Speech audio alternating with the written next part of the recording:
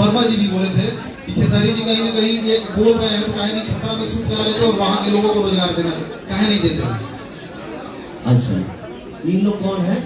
ये भैया सोनम सिंह। अब हम जिनको जानते ही नहीं उनके बारे में क्या बात करें। जिंदगी में एक बात पता है आपसे,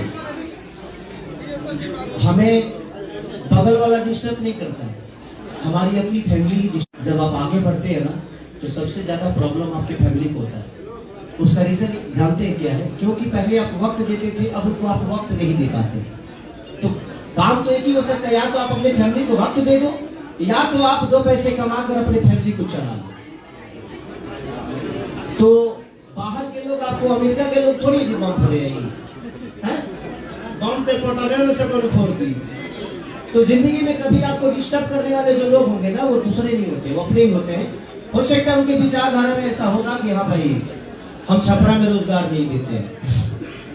तो सबसे बड़ी, मैं रोजगार देने वाला कोई होता नहीं।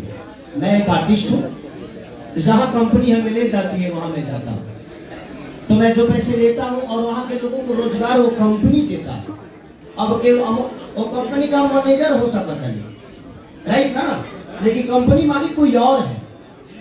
तो हाँ, मैं ये सजेशन दे सकता हूँ, लेकिन सजेशन में ये होता है कि उसको सब्सिडी भी मिलता है। वो सब्सिडी मेरे घर में नहीं आता, मैं वर्कर की तरह काम करता हूँ और अपना रेगुलेशन जो होता है वो लेके निकल जाता हूँ। और उसी बहाने लोगों को रोजगार भी मिल जाता है और उसी बहाने प्रोड्यूसर का फायदा भी हो जाता है।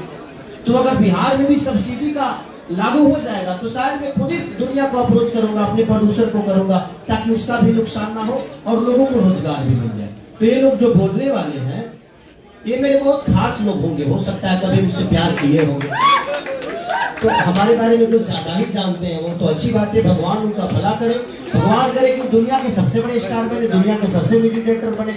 मुझे तो मेरी शुभकामनाएं सबके साथ होती है, ऐसा नहीं मैं ज्यादा बोलता हूँ इसलिए शायद फंस जाता।